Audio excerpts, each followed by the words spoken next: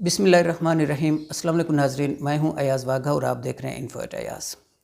नाज़रीन, आजकल हमारे मुल्क में जो सबसे ज़्यादा इशू ज़ाहिर बास है इस वक्त, वो है साइफ़र का इशू, यानी बैरूनी मदाखलत या बैरूनी साजिश, जिसके तहत PTI का जो बयानिया है, जिसके तहत उनकी हुकूमत गिराई गई, वो इशू इस वक्त सबसे ज़्यादा ज़ाहिर बास है। तो मैं इसके ऊपर भी बात करना चाह रहा हूँ।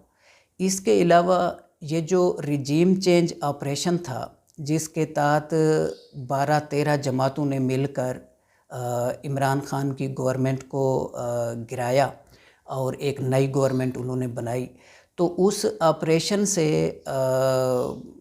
अवाम को कितना फ़ायदा पहुंचा अभी 5-6 महीनों में, और उस रिजीम चेंज से ये जो हुकूमती अहलकार हैं या हमारे जो हुक्मरान हैं इस वक्त, वो उससे कितना फ़ायदा उठा रहे हैं, इसके ऊपर भी मैं बात करना चाहूँगा।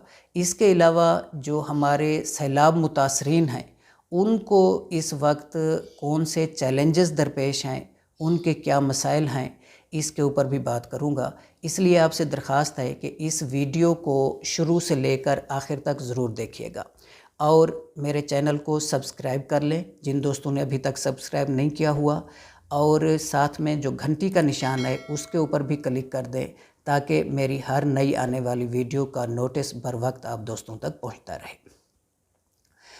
नाज़रीन, साइफ़र का जो मामला है, सबसे पहले जब इमरान ख़ान साहब ने इस्लामाबाद परेड ग्राउंड में जो जलसा किया था, और उस जलसे में उन्होंने एक कागज़ लहरा के दिखाया था लोगों को, जो जलसे के शुरुका थे उनको, कि ये एक ख़त है जो किसी दूसरे मुल्क से आया है और इस ख़त के ज़रिए धमकी दी गई है कि इमरान ख़ान की हुकूमत को गिराया जाए और इसकी जगह नई हुकूमत बनाई जाए, वरना पाकिस्तान को संगीन नताइज से गुज़रना पड़ेगा।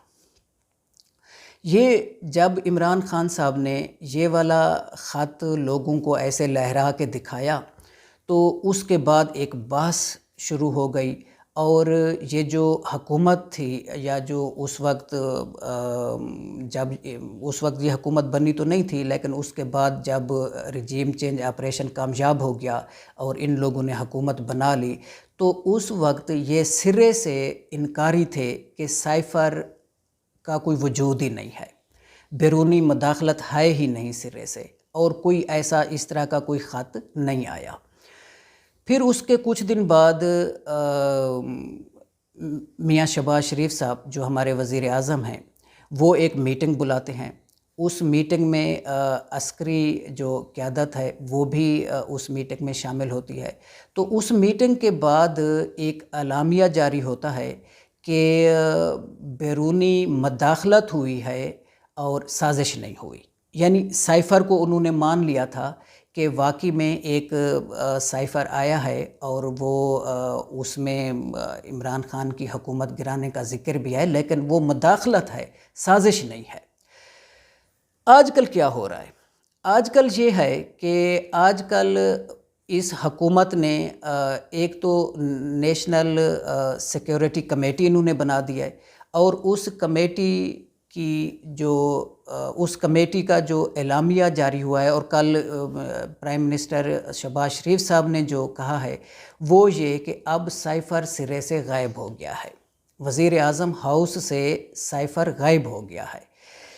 तो ये सारी की सारी जो बातें हैं, ये कौम को किस साइड पे ले जाना चाह रहे हैं, और ये पहले उससे इनकारी थे, फिर इन्होंने मान लिया कि भाई साइफ़र है लेकिन उसमें मदाखलत की गई है, साजिश नहीं की गई। मदाखलत और साजिश में क्या फ़र्क है, इसके ऊपर इतनी ज़्यादा बहस होती रही मीडिया के ऊपर, हालांकि कोई इसमें कोई फ़र्क नहीं है। मतलब जो मदाखलत होती है बेसिकली वो साजिश ही होती है।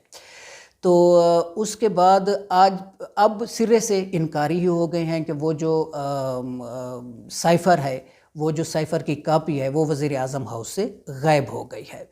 तो वो गायब कैसे होती है, उनको गायब कराने वाले कौन हैं, और अगर वो गायब नहीं हो रही तो वो फिर उसको क्यों इस तरह कहा जा रहा है कि ये गायब हो गई है। मैं ये समझता हूँ کہ یہ جو سائفر کا معاملہ ہے یہ بیسیکلی کوئی اتنا زیادہ ان لوگوں کے لیے جو موجودہ حکومت ہے اہمیت نہیں رکھتا. ان کے لیے جو مسئلہ ہے وہ ایک بندہ ہے اور وہ ہے عمران خان. ان کی یہ سراسر کوشش ہے کہ کسی نہ کسی طرح اس کو رستے سے ہٹایا جائے. اور پھر ابھی یہ جو رجیم چینج آپریشن ہوا تھا اس سے عوام کو کیا فائدہ پہنچا تھا، یا عوام کو اس کے یہ جو نعرے لگا کے آئے تھے مہنگائی ختم کرنے کا اور معیشت کو بہتر کرنے کا، وہ تو اس کا تو سب الٹ ہوا. عوام کو تو اس کا ذرہ بھر بھی فائدہ نہیں پہنچا.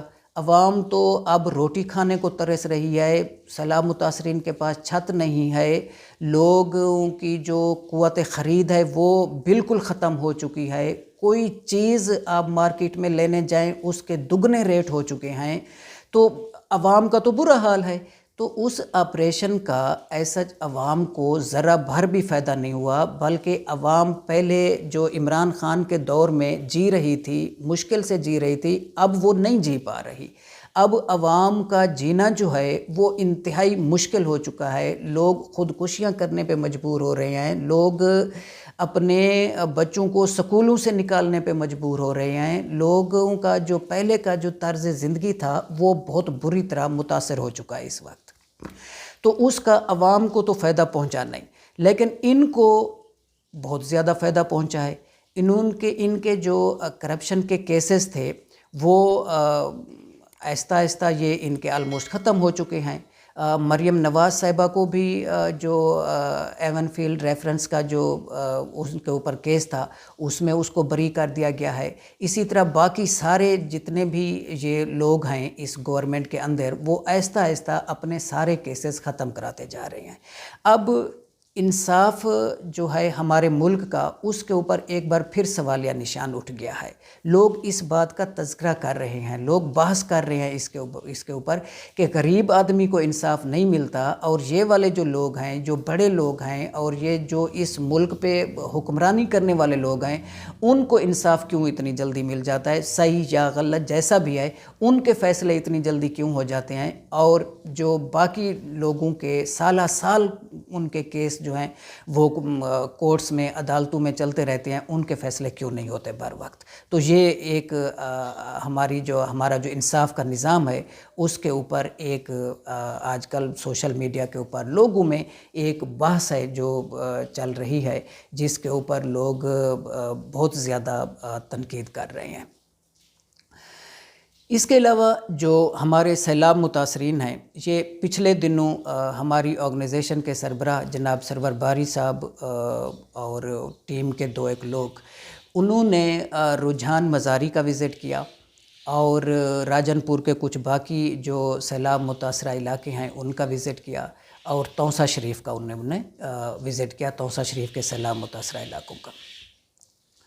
اب ان کے ساتھ ڈیٹیل میں میری بات ہوئی ہے میٹنگ میں.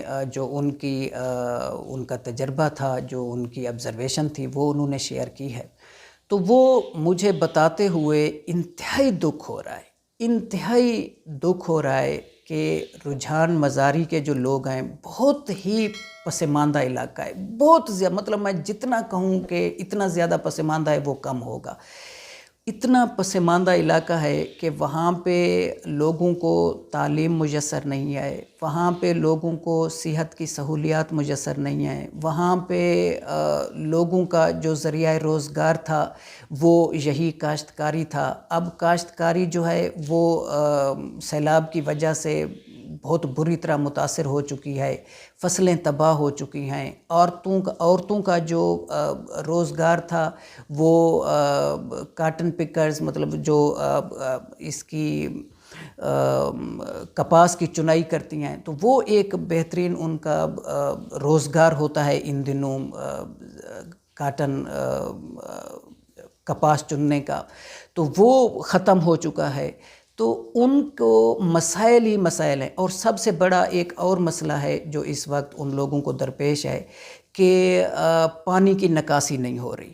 ان کے گاؤں میں جو چھوڑ کے وہ آئے ہوئے ہیں اور کیمپوں میں رہ رہے ہیں، کیمپوں میں رہنے سے اب وہ تنگ آ چکے ہیں، واپس اپنے گھروں کی طرف جانا چاہتے ہیں، کیونکہ کیمپوں میں صحت کی سہولیات میسر نہیں ہیں، باقی جو بیسک سہولیات ہوتی ہیں وہ کیمپوں میں میسر نہیں ہیں، تو وہ واپس اپنے گھروں کو جانا چاہتے ہیں۔ گھروں میں کیسے جائیں؟ وہاں پہ ابھی تک پانی کھڑا ہے، تو پانی کی نکاسی جو ہے وہ اس وقت گورنمنٹ کے لیے بھی اور وہ جو سیلاب متاثرین ہیں ان کے لیے ایک بہت بڑا چیلنج ہے۔ لیکن جو گورنمنٹ کا وجود ہے وہ یہ ہے کہ آپ کو ذرا بھر بھی گورنمنٹ کا وجود نظر نہیں آتا، نہ ہی پنجاب کے دونوں ڈسٹرکٹس میں اور ڈیرہ غازی خان راجن پور میں، اور نہ ہی سندھ میں۔ سندھ کا تو پنجاب سے بھی زیادہ برا حال ہے۔ تو حکومت ادھر لگی ہوئی ہے اپنی حکومت بچانے کے لیے، اور جو اپوزیشن ہے وہ حکومت گرانے کے چکروں میں پڑی ہوئی ہے، تو ان کو اپنے اقتدار کی فکر ہے۔ سیلاب متاثرین کا نہ کوئی سوچ رہا ہے اور نہ ہی ان کے جو مسائل ہیں ان کے اوپر کوئی توجہ دے رہا ہے۔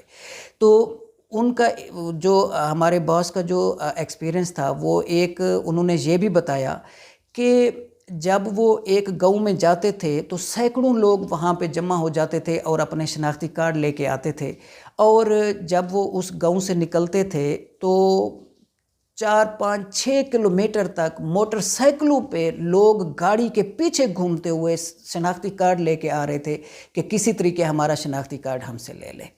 تو مطلب لوگوں کو وہ کیوں اس طرح کر رہے ہیں؟ یہ تو بڑے غیور لوگ ہیں، بڑے باعزت لوگ ہیں، یہ تو اپنا روزگار خود کمانے والے لوگ ہیں، کسی کے اوپر یہ ڈیپینڈ نہیں کرتے۔ لیکن ہمارے جو کئی دہائیوں سے جو ہمارے حکمران ہیں، جو ہمارے سیاستدان ہیں، جو وہاں کے وڈیرے ہیں، پولیٹیشنز ہیں، انہوں نے عوام کو اس نہج تک پہنچا دیا ہے کہ وہ اتنے غریب ہیں کہ 2-4 ماہ کے لیے ان کا روزگار متاثر ہوا ہے تو اس کے پاس اب کھانے کو کچھ نہیں رہا۔ وہ مجبور ہیں لوگوں کے پیچھے بھاگنے کے لیے، اپنے شناختی کارڈ دینے کے لیے کہ کسی طریقے کچھ تھوڑی بہت امداد مل جائے اور ہمارا جو ہے وہ گزر بسر ہو جائے، ورنہ وہ مانگنے والے لوگ نہیں ہیں، نہ سندھ والے لوگ، نہ پنجاب کے جو ہمارے جنوبی پنجاب کے لوگ، یہ بڑے غیور لوگ ہیں، یہ محنت کش لوگ ہیں۔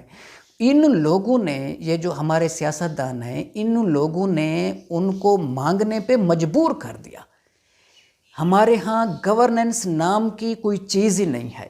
انتہائی جو ہماری حکومتوں کا جو کردار رہا ہے اور جس طریقے سے انہوں نے ان لوگوں کو ہمیشہ ان کے جو بنیادی حقوق ہیں ان سے محروم رکھا ہے، اس کی آج یہ جو مثال ہے وہ اور سامنے آ رہی ہے کہ لوگ اس حد تک مجبور ہیں کہ وہ